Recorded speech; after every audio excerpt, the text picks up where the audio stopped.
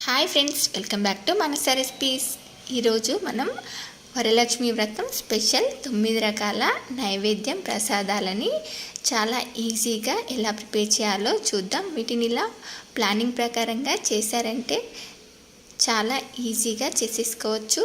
చూడండి, ముందుగా అమ్మవారికి ఇష్టమైన నైవేద్యం పరమాన్నం, అలాగే చాలా టేస్టీగా సేమియా కేసరి, ఇప్పుడు 5 నిమిషాల్లో చేసుకునే అమృతం లాంటి రుచితో రవ్వ పాయసం, ఇప్పుడు అలాగే కమ్మటి దద్దోజనం, ఇప్పుడు అమ్మవారికి ఎంతో ఇష్టమైన శనగలు ఇంకా పూర్ణాలు, అలాగే అందరికీ ఎంతగానో ఇష్టమైన పులిహోర, ఇప్పుడు ఇలా క్రిస్పీగా అల్లం గారెలు, చాలా టేస్టీగా ఇలా బెల్లం అప్పాలు గోధుమ పిండితోనే చాలా ఈజీగా ఇలా 9 రకాల నైవేద్యం ప్రసాదాలని అమ్మవారికి ఇలా ఈజీగా ప్లానింగ్ ప్రకారంగా చేశారంటే చాలా సులభంగా ఎక్కువ శ్రమ పడకుండా ఇలా చేసేసుకోవచ్చు. మరి ఇలా 9 రకాల ప్రసాదాలు మరి మీకు కూడా ఇవి ఇలా పర్ఫెక్ట్గా రావాలంటే వీడియోని స్కిప్ చేయకుండా చివరి వరకు చూడండి. అలాగే ఫస్ట్ టైం కనుక మీరు మానస రెసిపీస్ ఛానల్ని చూస్తున్నట్లయితే సబ్స్క్రైబ్ చేసుకోండి. మరి ఇప్పుడు లేట్ చేయకుండా చాలా టేస్టీగా ఇలా ప్లానింగ్ ప్రకారంగా అమ్మవారికి ఇలా 9 రకాల ప్రసాదాలని ఎలా ప్రిపేర్ చేయాలో చూద్దాం. మరి మీకు కూడా ఇవి ఇలా పర్ఫెక్ట్గా రావాలంటే వీడియోని స్కిప్ చేయకుండా చివరి వరకు చూడండి. ఇప్పుడు లేట్ చేయకుండా వీటిని ఎలా ప్రిపేర్ చేయాలో చూద్దాం. మరి ఇలా రుచికరమైన 9 రకాల ప్రసాదాల కోసం ముందుగా ఇలా 1 కప్పు శనగలు, చూడండి నేను ఇక్కడ తెల్ల శనగల్ని తీసుకున్నాను. అలాగే 1.5 కప్పు మినపగుళ్ళని కూడా నానబెట్టుకుంటున్నాను. వీటిని మీరు ఒకరోజు ముందైనా నానబెట్టుకోవచ్చు, లేదంటే ఇలా నేను ఉదయం 5ంటికి లేచి ఫ్రెష్ అప్ అయ్యాక ఇలా ఉదయాన్నే ఫస్ట్ ఇలా వీటిని నానబెట్టుకుంటున్నాను. వీటిని ఒక 3 అవర్స్ పాటు నానబెట్టుకున్నా సరిపోతుంది. చూడండి, వీటిని ఇలా 1కి 2 సార్లు ఇలా నీట్గా వాష్ చేసుకొని మళ్ళీ తిరిగి వాటర్ని యాడ్ చేసుకొని మూత పెట్టి ఇలా వీటిని పక్కన పెట్టేసుకోండి. అలాగే పూర్ణాల కోసం ఇలా 1 కప్పు శనగపప్పును కూడా నానబెట్టుకుంటున్నాను. మనం దీన్ని జస్ట్ ఒక 1 అవర్ పాటు నానబెట్టుకున్నా సరిపోతుంది.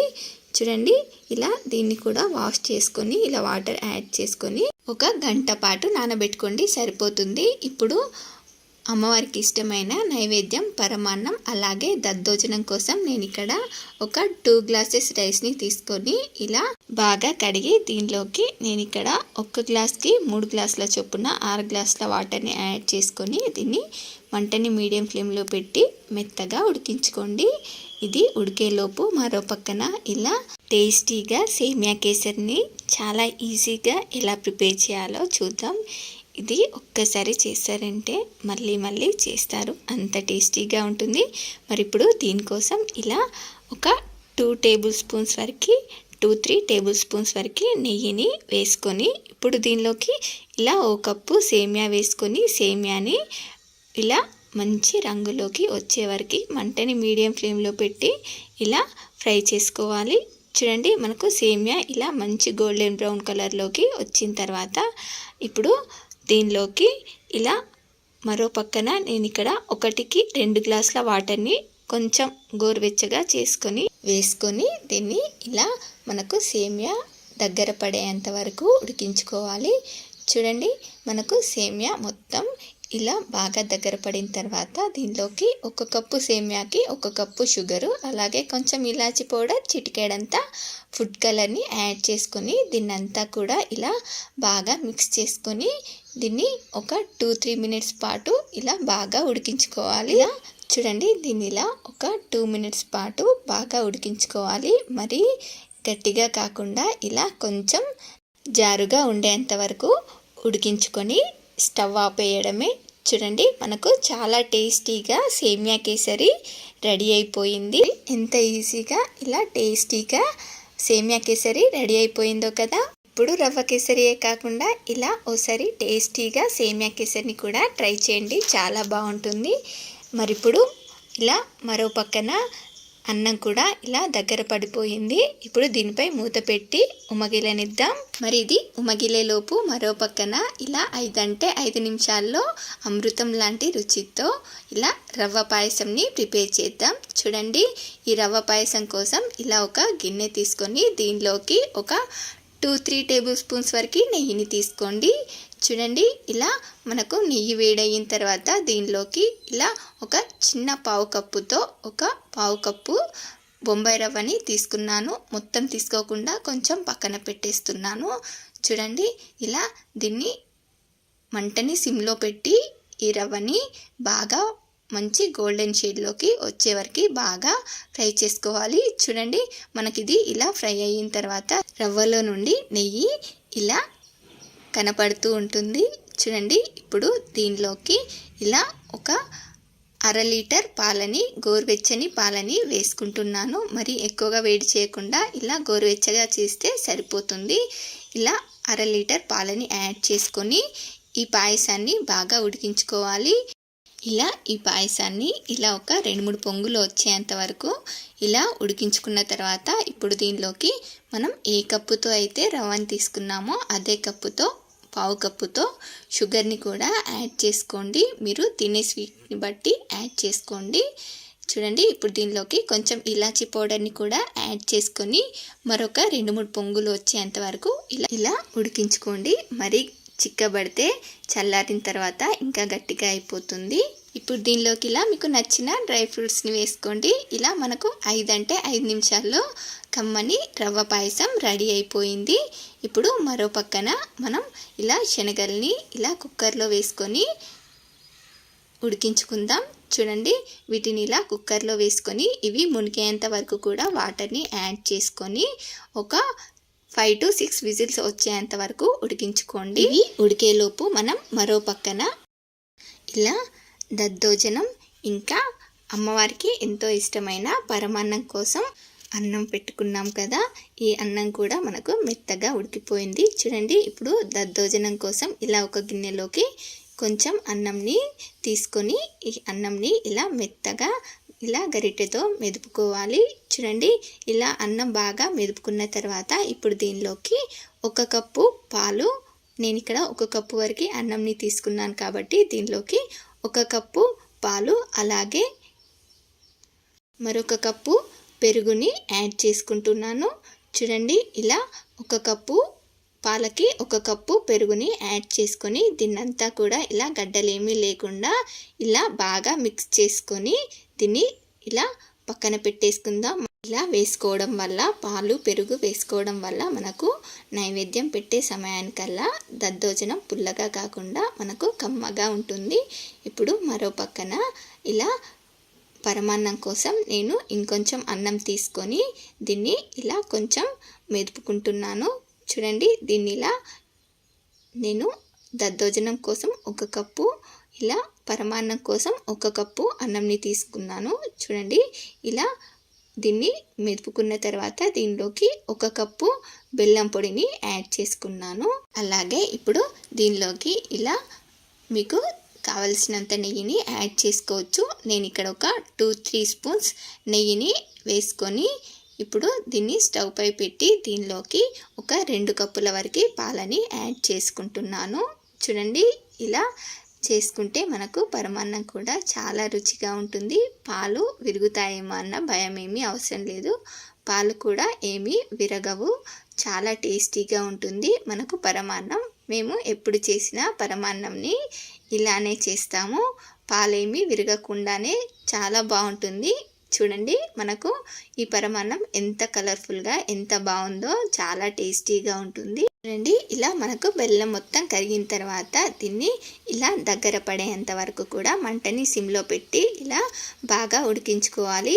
చూడండి, మీరు కావాలంటే ఇదంతా ఇలా దగ్గర పడిన తర్వాత దీనిలోకి కొంచెం నెయ్యిలో డ్రై ఫ్రూట్స్ని వేసి వేయించుకొని వేసుకోవచ్చు. నేను ఇక్కడ డ్రై ఫ్రూట్స్ ఏమీ వేసుకోవట్లే.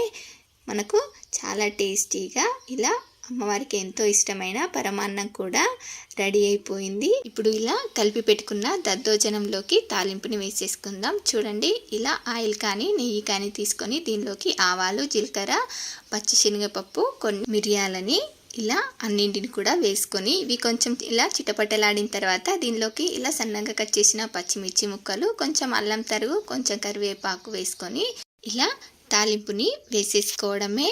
ఇప్పుడు ఇలా తాలింపు వేసుకున్న తర్వాత దీనిలోకి మీకు టేస్ట్కి సరిపడా సాల్ట్ని కూడా యాడ్ చేసుకొని దీన్నంతా కూడా ఇలా ఒకసారి బాగా మిక్స్ చేసుకుంటే సరిపోతుంది. మనకు చాలా టేస్టీగా కమ్మని దద్దోజనం రెడీ అయిపోయింది. ఇప్పుడు మనం రవ్వ పాయసం తర్వాత శనగల్ని కుక్కర్లో పెట్టాం కదా, మనకు శనగలు కూడా ఉడికిపోయాయి. చూడండి, వీటిని ఇలా 5 to 6 విజిల్స్ వచ్చేంత వరకు ఇలా మెత్తగా ఉడికించుకున్న తర్వాత వీటిని ఇలా వడగట్టుకొని ఇప్పుడు దీనిలోకి తాలింపుని వేసేసుకుందాం. చూడండి, ఇలా ఆయిల్లో ఆవాలు, జీలకర్ర వేసుకొని ఇవి కొంచెం ఇలా చిటపటలాడిన తర్వాత దీనిలోకి ఇలా కొంచెం సన్నగా తరిగిన అల్లం తరుగు, ఒక 4-5 పచ్చిమిర్చిని, అలాగే కొంచెం కరివేపాకు, మీకు టేస్ట్కి సరిపడా సాల్ట్, కొంచెం పసుపు వేసుకొని దీన్నంతా కూడా ఒకసారి ఇలా బాగా మిక్స్ చేసుకోవాలి. ఇప్పుడు ఇలా మనకివి బాగా ఫ్రై అయిన తర్వాత దీనిలోకి ఇలా మనం ఉడికించి పెట్టుకున్న శనగల్ని వేసుకొని దీనిలోకి ఇలా ఒక గుప్పెడంతా కొత్తిమీరాకు కూడా వేసుకొని వీటిని ఇలా జస్ట్ ఒక 2 మినిట్స్ పాటు ఇలా బాగా ఫ్రై చేసుకోవాలి. ఇలా ఒక 2 మినిట్స్ ఫ్రై చేసుకుంటే మనకు వీటికి ఉప్పు కారం బాగా పడుతుంది. ఇలా మనకు అమ్మవారికి ఎంతో ఇష్టమైన శనగల ప్రసాదం కూడా రెడీ అయిపోయింది. ఇప్పుడు మరి పండగలంటేనే పిల్లలకి, పెద్దలకి, అందరికీ ముందుగా గుర్తుకొచ్చేది పులిహోర. మనకు సీజన్తో సంబంధం లేకుండా మామిడికాయలు ఎప్పుడు కావాలంటే అప్పుడు అవైలబుల్లో మార్కెట్లోకి వస్తున్నాయి కదా. ఎంతగానో ఇష్టమైన ఈ మామిడికాయ పులిహోరని ఇలా ఈ ఒక్క పొడి వేసి తయారు చేసి చూడండి, ఎంత టేస్టీగా ఉంటుందో. ఇది రుచి మాత్రం మామూలుగా ఉండదు, చాలా టేస్టీగా ఉంటుంది. దీన్ని ఎలా చేయాలో, ఎప్పుడు వేయాలో చూపిస్తాను. వీడియోని స్కిప్ చేయకుండా చివరి వరకు చూడండి. మరి శ్రావణ మాసం వచ్చేసిందంటే అన్ని పండుగలు స్టార్ట్ అయిపోతాయి కదా. ఇలా ఏ పండగకైనా ఈజీగా, టేస్టీగా ఇలా మామిడికాయ పులిహోరని ప్రిపేర్ చేసుకోవచ్చు. ఇలా ఒక్కసారి ట్రై చేసి చూడండి, ఎంత బాగుంటుందో. దీన్ని చేసుకోవడానికి ముందుగా ఇలా అన్నంని పొడి పొడిగా వండుకొని ఇలా ఒక గిన్నెలోకి తీసుకొని చల్లారబెట్టుకోవాలి. చూడండి, దీనిలోకి ఇలా ఒక టేబుల్ స్పూన్ ఆయిల్ వేసుకొని దీన్నంతా కూడా ఇలా బాగా మిక్స్ చేసుకొని చల్లారబెట్టుకోవాలి. మనకు ఇది ఇలా ఆయిల్ వేసుకోవడం వల్ల అన్నం పొడి పొడిగా చాలా బాగుంటుంది. ఇప్పుడు ఇలా అన్నం చల్లారేలోపు మనం మరో పక్కన ఇలా ఒక ప్యాన్లోకి మీకు కారానికి సరిపడా ఎండుమిర్చి, ఒక 10-15 మెంతులు, ఒక 1/2 టీ స్పూన్ జీలకర్ర వేసుకొని వీటిని ఇలా కొంచెం ఫ్రై చేసుకున్న తర్వాత 1 స్పూన్ పచ్చిశనగపప్పు కూడా వేసుకొని ఫ్రై చేసుకోండి. చూడండి, ఇప్పుడు ఇది పచ్చిశనగపప్పు ఫ్రై అయిన తర్వాత 1 టీ స్పూన్ ఆవాలను కూడా వేసుకొని కొంచెం చిటపటలాడిన తర్వాత ఒక 2 స్పూన్ల నువ్వులను కూడా వేసుకొని ఇవి చూడండి జస్ట్ 1 నిమిషం ఫ్రై చేసుకుంటే చాలు, ఇలా చిటపటలాడుతాయి. ఇప్పుడు స్టవ్ ఆఫ్ చేసేసి వీటిని చల్లారనివ్వండి. ఇవి ఇలా చల్లారిన తర్వాత మిక్సీ జార్లో వేసుకొని వీటిని జస్ట్ ఒక 2 పల్సెస్ ఇచ్చారంటే మనకు ఇవి ఇలా కొంచెం ఫోర్స్గా గ్రైండ్ అవుతాయి. మరీ సన్నగా కాకుండా ఇలా కొంచెం ఫోర్స్గా గ్రైండ్ చేసుకుంటేనే బాగుంటుంది. చూడండి, ఇప్పుడు ఇలా ఇదే ప్యాన్లోకి ఒక 3 టేబుల్ స్పూన్స్ ఆయిల్ వేసుకొని దీనిలోకి ఇలా ఆవాలు, జీలకర్ర, పచ్చిశనగపప్పు, ఎండుమిర్చి, పల్లీలు కూడా వేసుకొని వీటిని ఇలా మంచి గోల్డెన్ షేడ్లోకి వచ్చే వరకు ఫ్రై చేసుకున్న తర్వాత ఒక 5-6 పచ్చిమిర్చిని ఇలా పొడుగా చీల్చుకొని వేసుకొని ఓ రెమ్మ కరివేపాకు కూడా వేసుకొని ఫ్రై చేసుకొని కొంచెం పసుపు వేసుకొని దీన్నంతా కూడా ఒకసారి ఇలా బాగా కలిపేసి ఇప్పుడు దీనిలోకి మనం ఇలా తురిమి పెట్టుకున్న 1.5 కప్పు వరకు మామిడికాయ తురుముని యాడ్ చేసుకొని దీన్ని మరీ ఎక్కువగా కాకుండా ఒక 2 మినిట్స్ ఇలా ఆయిల్లో ఫ్రై చేసుకోవాలి. చూడండి, మనకు ఇది కలర్ఫుల్గా ఎంత బాగుందో కదా. ఇప్పుడు దీనిలోకి మీరు టేస్ట్కి సరిపడా సాల్ట్ని యాడ్ చేసుకొని దీనిలోకి మెయిన్ ఇంగ్రీడియంట్ ఇలా మనం పొడి చేసుకున్న ఈ పొడిని యాడ్ చేసుకొని జస్ట్ 1 నిమిషం పాటు ఫ్రై చేసుకొని లాస్ట్లో కొంచెం కొత్తిమీరని వేసుకొని మరొక నిమిషం ఫ్రై చేసుకొని స్టవ్ ఆపేయడమే. చూడండి, మనకు ఎంత కలర్ఫుల్గా, చాలా టేస్టీగా ఈ మామిడికాయ పులిహోరకి ఇది రెడీ అయిపోయింది. చూసారు కదా, ఇలా మనం ముందుగా అన్నం వండుకొని రెడీగా పెట్టుకుంటే మామిడికాయని జస్ట్ ఒక 2 మినిట్స్లో తురుముకొని ఇలా 5 to 10 మినిట్స్లో మనం మామిడికాయ పులిహోరని రెడీ చేసేసుకోవచ్చు. చాలా టేస్టీగా ఉంటుంది. మీరు ఒక్కసారి ఇలా చేశారంటే ప్రతిసారి కూడా ఇలానే చేస్తారు. ఇప్పుడు చల్లారబెట్టుకున్న రైస్లోకి చేతితో కలుపుకున్నామంటే పులిహోర చాలా టేస్టీగా ఉంటుంది. మనం గరిటతో కలుపుకోవడం కన్నా ఈ పులిహోర ఏదైనా కానీ ఇలా చేతితో కలుపుకుంటే మనకు రైస్ అంతటికి కూడా బాగా పడుతుంది. టేస్ట్ కూడా చాలా బాగుంటుంది. ఇలా కనుక ఒక్కసారి చేసి పెట్టారంటే మళ్ళీ మళ్ళీ అడిగి చేయించుకొని మరీ తింటారు. అంత టేస్టీగా ఉంటుంది. ఇలా సింపుల్గా జస్ట్ ఒక 10 మినిట్స్లో మనకు మామిడికాయ పులిహోర రెడీ అయిపోయింది. ఇలా ఏ పండగకైనా చాలా ఈజీగా పులిహోరని ప్రిపేర్ చేసుకోవచ్చు. ఇప్పుడు మరి ఇలా పూర్ణాల కోసం మనం పప్పుని ఉడకబెట్టుకుందాం. చూడండి, ఇలా మనకు పప్పు ఓ గంట పాటు నానితే సరిపోతుంది. నాకు కాస్త ఎక్కువసేపే నానింది. చూడండి, ఇప్పుడు దీన్ని ఇలా ఒక కుక్కర్లోకి వేసుకొని దీనిలో 1 కప్పు పప్పుకి 1.5 కప్పు వాటర్ని యాడ్ చేసుకుంటున్నాను. చూడండి, ఇప్పుడు దీనిలోకి ఇలా 1-2 స్పూన్ల నెయ్యిని యాడ్ చేసుకొని మూత పెట్టి దీన్ని ఒక 4 విజిల్స్ వచ్చేంత వరకు ఉడికించుకోండి. ఇది ఉడికేలోపు మనము ఇలా నానబెట్టుకున్న పప్పు ఉంది కదా, ఈ పప్పుని వాటర్ తీసేసి దీన్ని ఇలా మిక్సీ జార్లో వేసుకొని ఇలా మీకు సరిపడా పప్పుని మిక్సీ జార్లో వేసుకొని ఇలా కొంచెం కావాలంటే కొంచెం కూల్ వాటర్ని యాడ్ చేసుకొని దీన్నంతా కూడా ఇలా మెత్తగా రుబ్బుకోవాలి. చూడండి, ఇది ఇలా రుబ్బిన తర్వాత వాటర్లో వేసుకొని చూస్తే ఇలా మనకు పైకి తేలితే మనకు ఫ్లఫీగా చాలా బాగా గ్రైండ్ అయినట్టు వడల కోసం. చూడండి, ఇప్పుడు దీన్ని ఇలా ఒక గిన్నెలోకి తీసేసుకుందాం. చూడండి, మిగతా పిండిని కూడా అంతా గ్రైండ్ చేసుకొని ఇలా మనకు వడలకి తీసుకొని మిగతా పిండిని మనం పూర్ణాల కోసం కొంచెం పిండిని ఇంకో గిన్నెలోకి తీసి రెడీగా పెట్టుకుందాం. మనం ఇవి గ్రైండ్ చేసేలోపు మరో పక్కన మనకు చూడండి పూర్ణాల కోసం ఉడికించుకున్న పప్పు కూడా ఉడికిపోయింది. చూడండి, ఇలా దీన్ని మనం ఒక 4 విజిల్స్ వచ్చేంత వరకు ఉడికించుకుంటే మనకు పప్పు ఇలా మెత్తగా సాఫ్ట్గా ఉడికిపోతుంది. చూడండి, మనకు పప్పు ఎంత సాఫ్ట్గా ఉడికిపోయిందో దీన్ని మనం పప్పు గుత్తితో స్మాష్ చేసుకున్నా కానీ నలిగిపోతుంది.